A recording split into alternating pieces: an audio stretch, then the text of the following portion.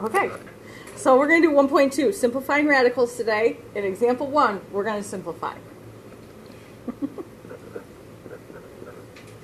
We're going to start out real easy.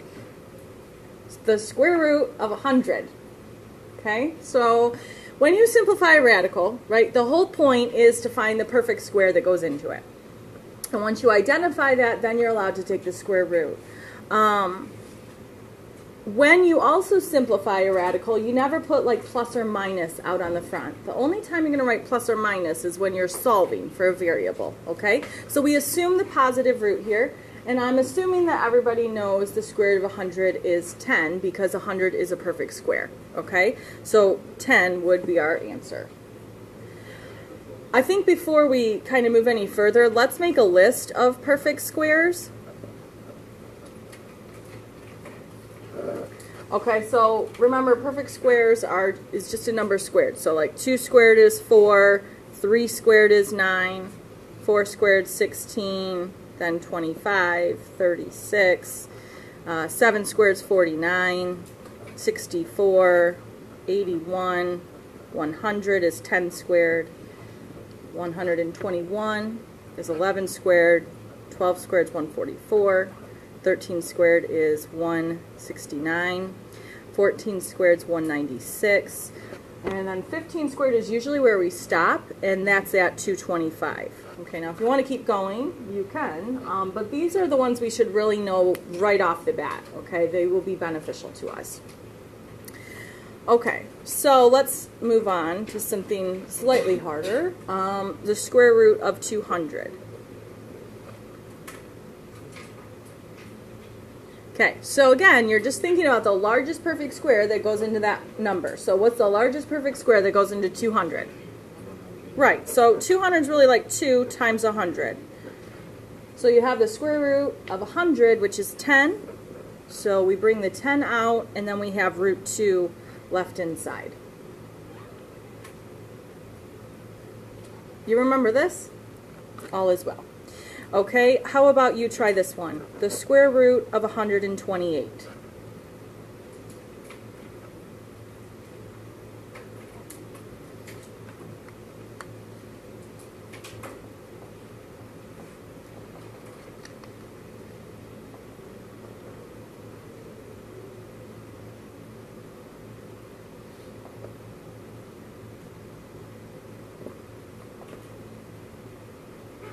What's the largest perfect square that goes into 128? Not 8, but 64, right? So 128 is like 2 times 64. So we bring the 8 out, and we have left over root 2. Everybody there? Okay. And again, no plus or minus. Okay, how about the square root of 162 x squared y cubed?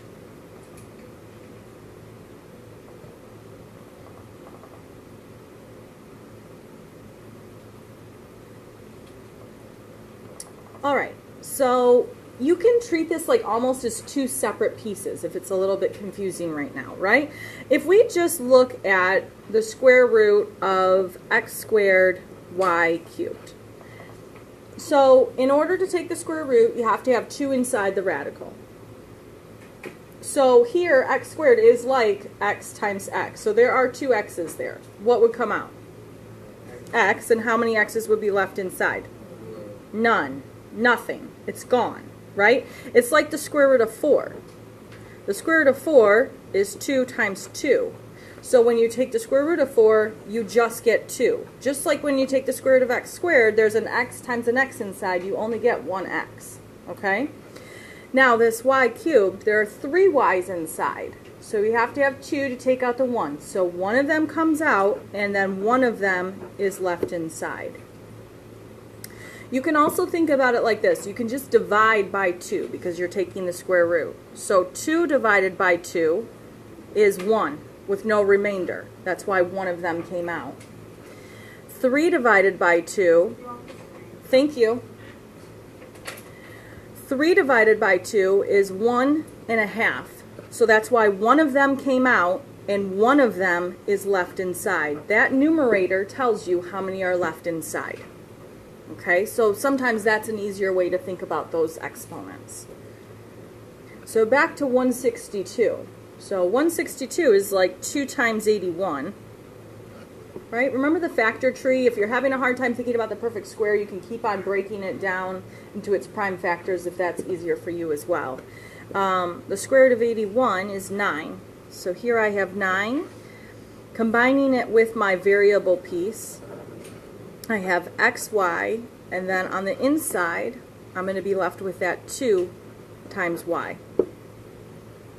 You don't have to do this separately. Okay, you can obviously do this all together.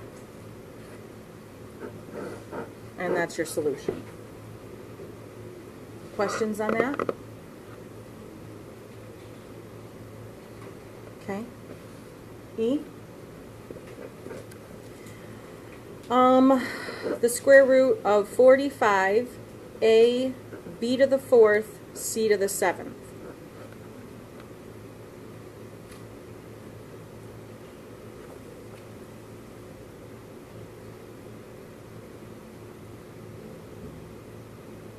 Okay, so let's try to do this piece all together. So 45, what's the largest perfect square that goes into 45? Yep, 9. It's like 9 times 5.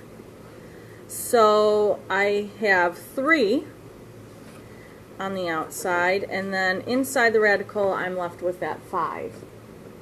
Now let's go through the variables. So a, if you don't see an exponent, remember it's just 1.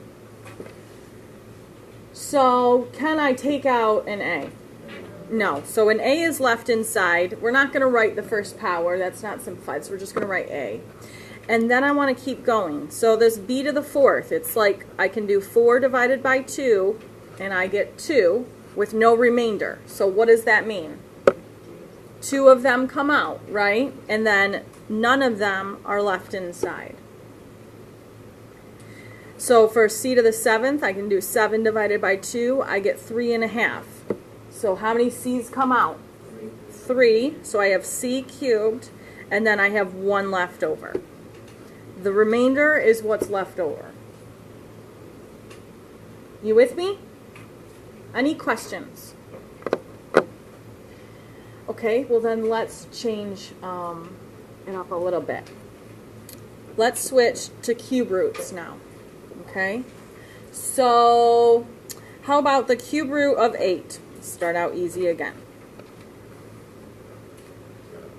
Yeah, it's 2, right? The cube root means now we have to have 3 of the same thing inside the radical in order to take the root of it. So this is like saying the cube root of 2 times 2 times 2. It's a perfect cube, so I just get 2. We're like going to go through the alphabet today, it's going to feel like. We're just going to keep going, all right? How about the cube root of 54? So cube roots are a little bit harder because, you know, they're not as familiar to us as perfect squares. So we have to think about the largest perfect cube now that goes into 54.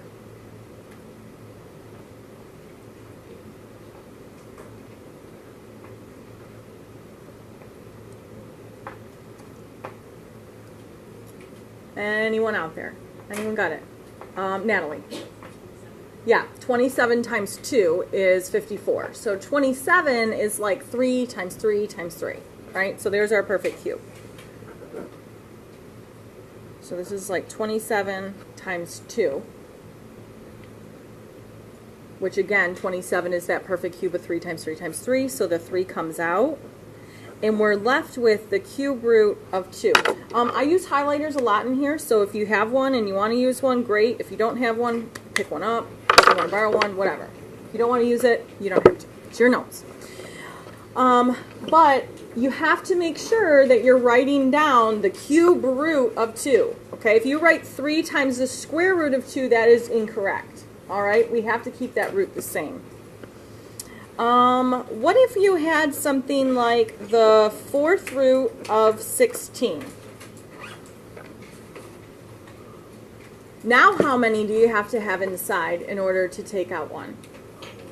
4, right? Whatever that root is, that's how many have to match inside. Okay, so think about 16. 16's like 4 times 4. So yeah, it's a perfect square, but remember 4 can break down further too. 2 times 2. So this is really like the 4th root of 2 times 2 times 2 times 2. So this is a perfect 4th root. You know, it's the just 2. We doing all right? Understand this idea? Whatever the root is, that's how many have to be inside. Okay? How about, let me move it over here. How about this one? The 4th root of 405, x to the 4th, y to the 9th.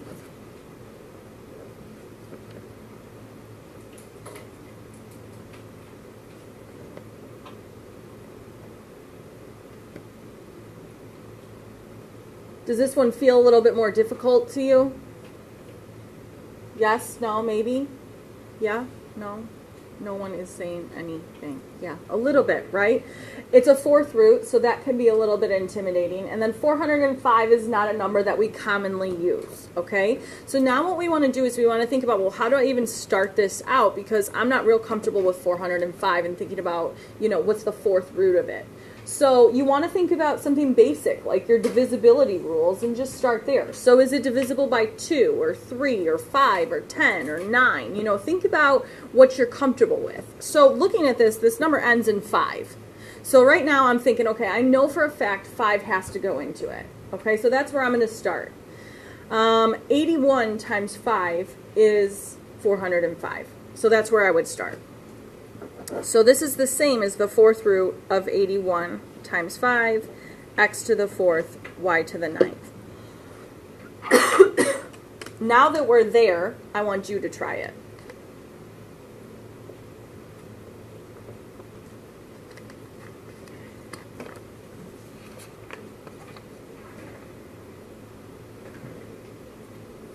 Once you're finished with it, I want you to compare with the person next to you, talk to them about it. You should still know this person's name.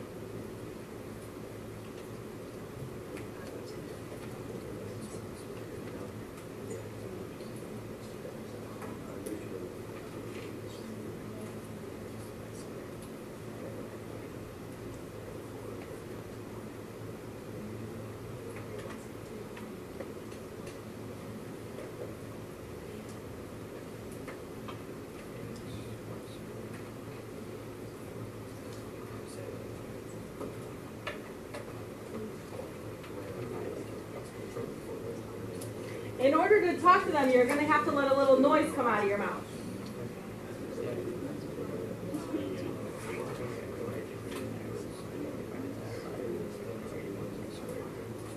Don't be shy. Use weird. Do you know the fourth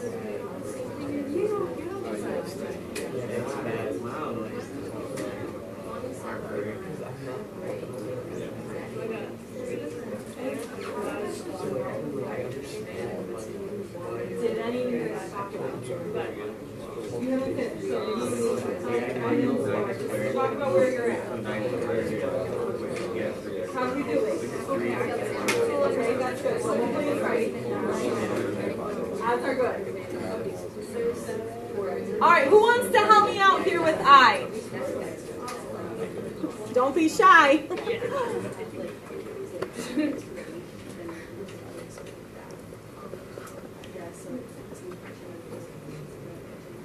Everyone's avoiding eye contact. Okay, well, in that case, Alyssa, I feel like I talked to you this morning, so you're going to help me. Okay? So I'm ready. Okay, good.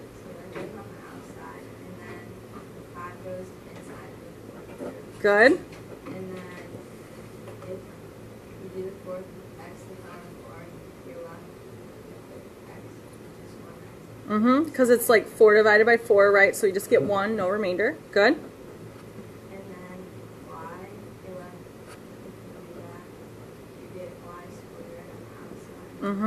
And then 1y left. Yeah, good.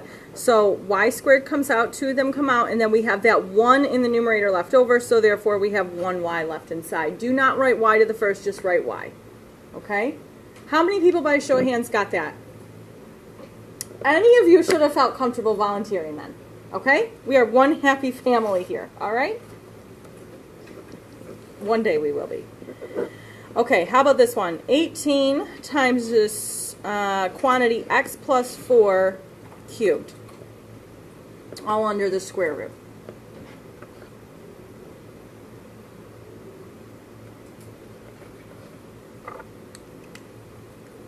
Okay, do you notice something different about that piece right there? I hope so, right? There's an addition sign going on. There's a quantity happening there. So really what's going on here is we have 18, and then we have this quantity, x plus 4, times itself 3 times. So now when we take the square root, we are still looking for that perfect square. The idea is the same. However, when we take the square root of a quantity, we need to make sure that it comes out in parentheses as well. Okay, so the 18 is going to break down the same as it has before. 9 times 2 is what it breaks down to, and then that perfect square is 9, so we bring out that 3, leaving us with that 2 inside. Okay, now we have this quantity of x plus 4. So we have 3 of them, so how many come out?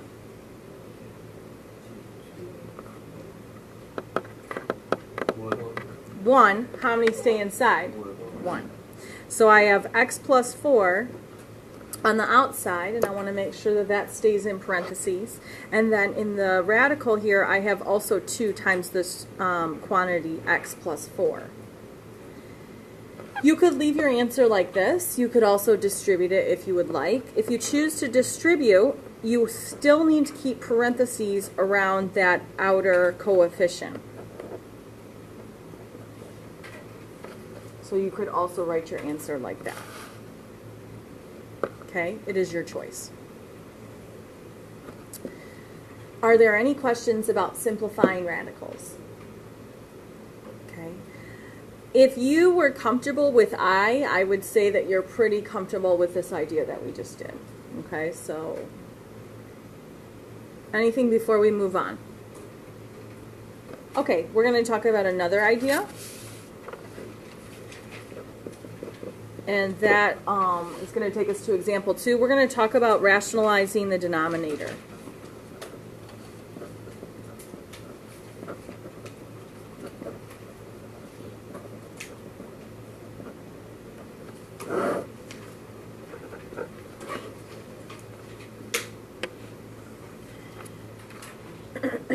Okay, so let's start out with 16 over the square root of 128.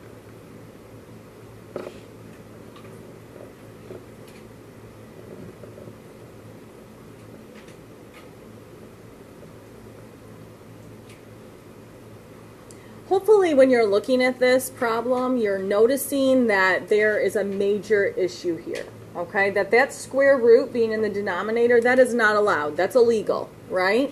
So we have to find a way to get rid of it, and that's why we rationalize. Now, there's 2 ways to approach this problem. You can choose to simplify it first, which is like what we just did, right? And make the numbers a little bit smaller and maybe easier to work with.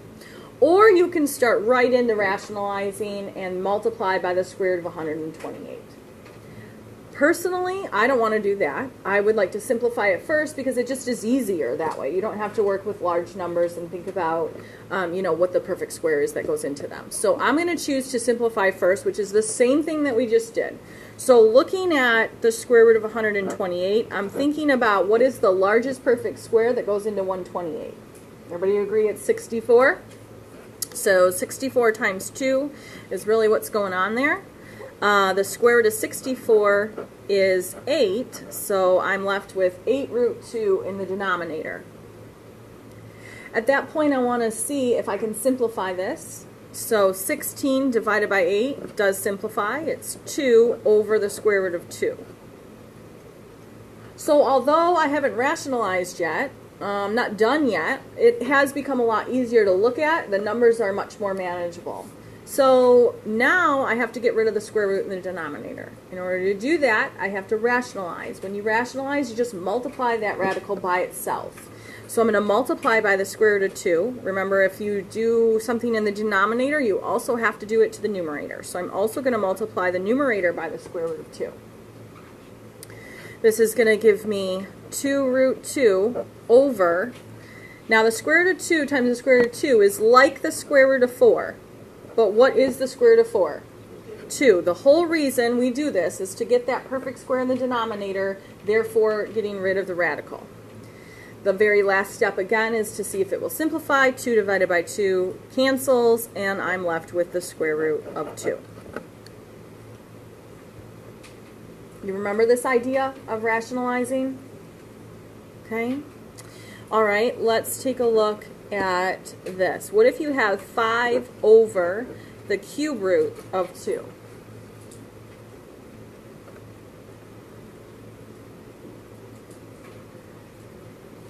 This is a little different. So again, you'd want to see if you could simplify anything. There's nothing to simplify right now. So now I want to look for a way to get rid of the radical. So think about what the cube root means. It means that you have to have 3 of the same thing inside of the radical, correct, before you can simplify it? So I have 1 2 inside. How many more do I need? 2 more. Whatever you're missing is what you multiply by. Okay? So I'm missing 2 2's. That's what I'm going to multiply by. So I'm going to rationalize by multiplying by the cube root of 2 squared. Whatever you do to the denominator, you also have to do to the numerator. So again, I'm multiplying by the cube root of 2 squared. I don't believe that you learned this last year. Okay, so when I say like we're going to pre-calc it up or this is something new, okay, so this is what I'm talking about. Even though all these ideas have, you know, been covered last year, this is the first new thing that we've looked at. Yeah? Why 2 squared? Okay, so you have to take the cube root of it, right? We got to get rid of the radical. So the only way I'm going to be able to do that is to have a perfect cube. So I really want the cube root of 2 cubed. That's what I'm going for, because that's like 2. So I only have 1 2. I need to get 2 more 2's. See, if you go back up here, I multiplied by the square root of 2. When I did that, I got the square root of 2 squared. So I got the 2 2's that I needed, and therefore I could take the square root of it to get 2. The idea is the same, it's just I need something more complicated looking, okay? So now I need 3 of the same thing inside. So I'm missing 2 of them. So I multiply by that 2 squared inside the cube root. What if this was the 4th root of 2? What should I multiply by? Yes, the 4th root of 2 cubed, because I'm missing 3 2's now. Whatever you're missing, that's what you rationalize with. That's what you multiply by. Okay, so let's keep going with this one. So I get 5 times the cube root of 4, right, 2 squared is 4, over the cube root of 2 cubed. Now I'm going to take time to write this step so you can see what's happening here. Now the cube root of 2 cubed is like saying the cube root of 8. It's the same thing. And what is the cube root of 8? 2. So I get 5 times the cube root of 4 over 2. Hi.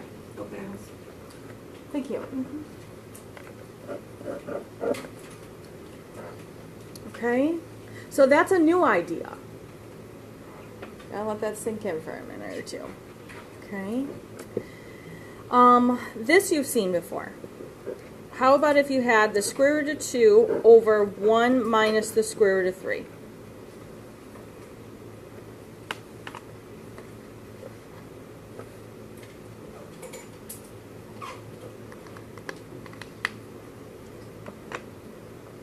Anybody remember how to get rid of this? Oh, someone. Is it Kusei? Okay. Is it 1 plus 2, 3? Yes, it is. Do you remember what that's called? Conjugate. Yeah. Really good job. So this is called the conjugate. And you do have to multiply by the conjugate here. Okay? It's a quantity. And it's like we're going to distribute or we're going to FOIL it out. And what's going to happen is that offending term of the square root of 3 is going to cancel. We'll talk about how in a second. In order to find the conjugate, you take the same first and last term. So we still have the 1 and the 3. And the only thing we do is we change the middle sign.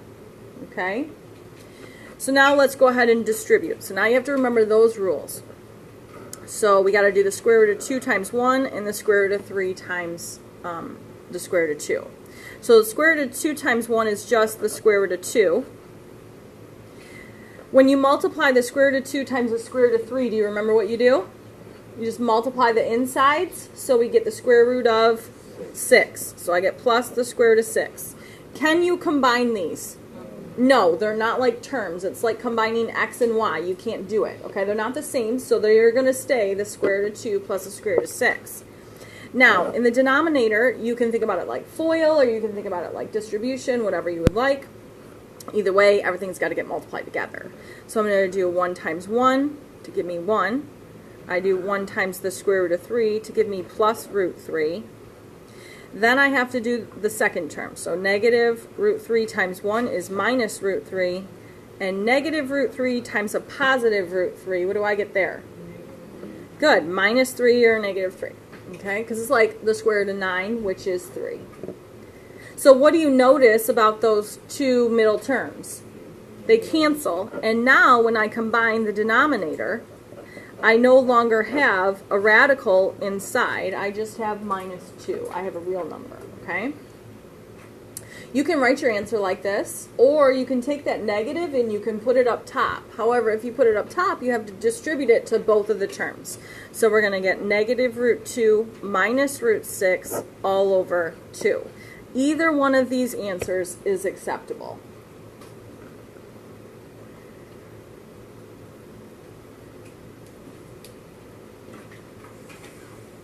Questions? Isn't this a good time? Okay. Let's keep going. One more idea. Rewrite as a single quantity. Okay, so we're going to start out with 2 root 48 minus 3 root 27.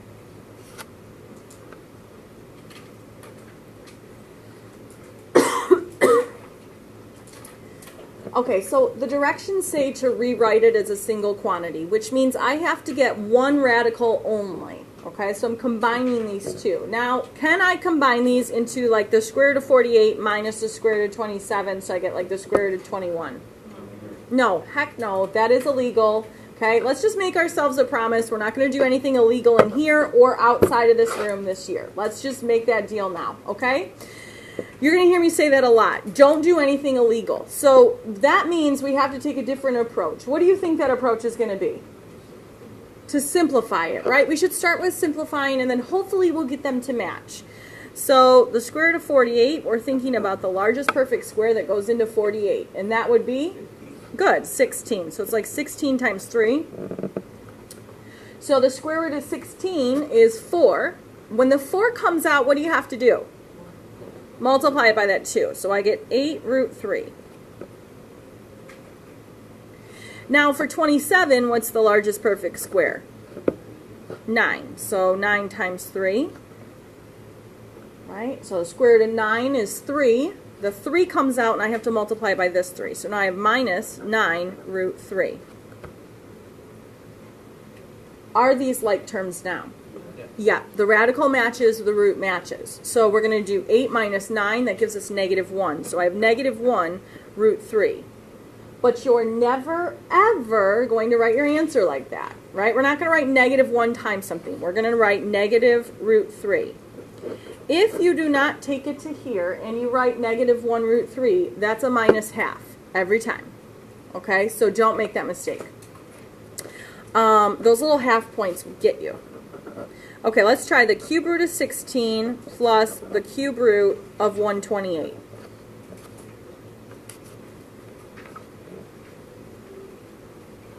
Okay, this is the same idea. They have to match. So they have to have the same root, which they do, but they're not the same radical inside. So we have to make those insides match. So we want to think about the perfect cube. So what's the perfect cube for 16? What's the largest perfect cube that goes into that?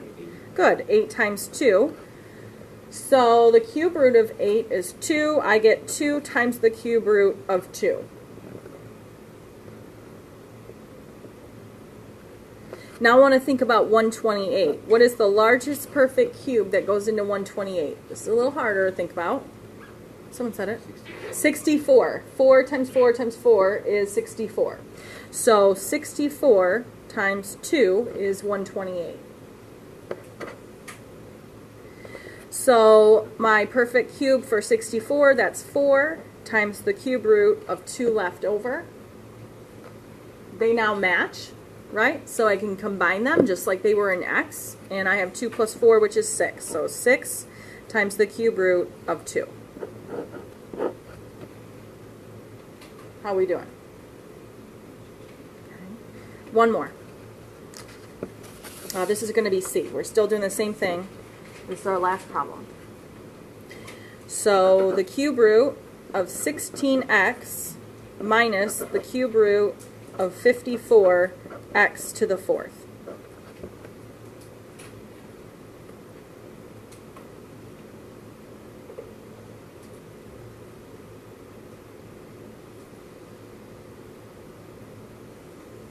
You want to try it on your own?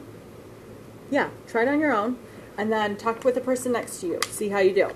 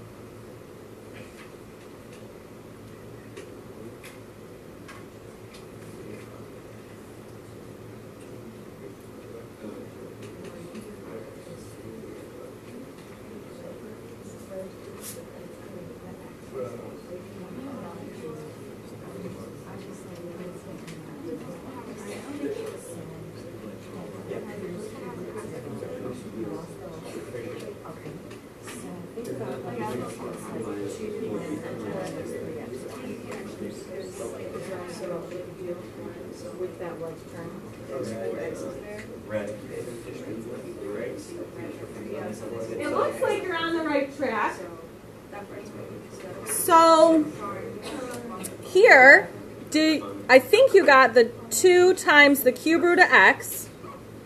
Oh no, there's something left inside. 2x, yes? For that first piece. And then here, this is like 27 times 2. So 27 is our perfect cube, so 3 comes out.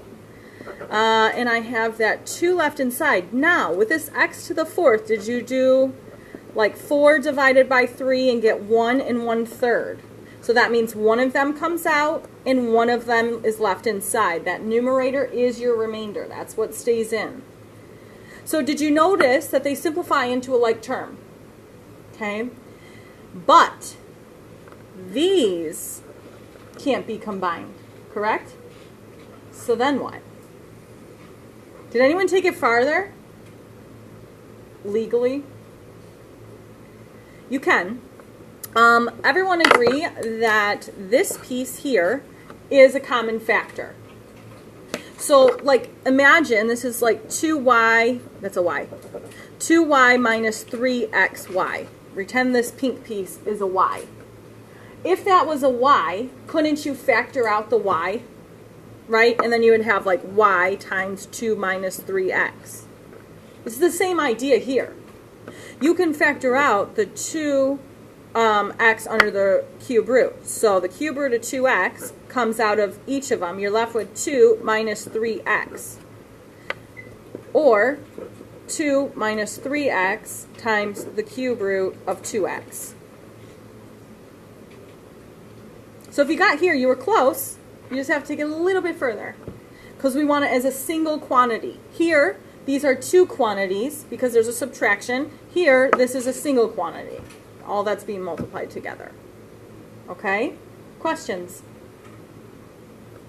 Okay, today was a big day. So, I'm going to give you the worksheet, and we have, I don't know, a little bit of time. We could probably try some of these.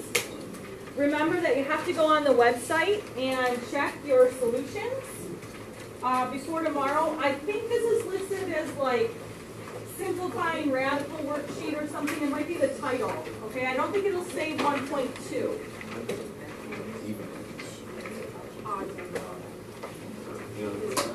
You do all of them on the worksheet. On a worksheet, you do everything.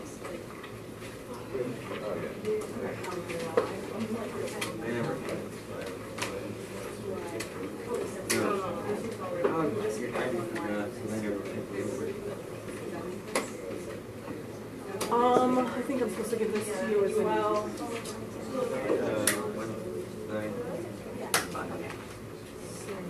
This is for open house, this other sheet that you're getting. Give it to your parents, fill out your schedule. Yeah, I pretend like I am.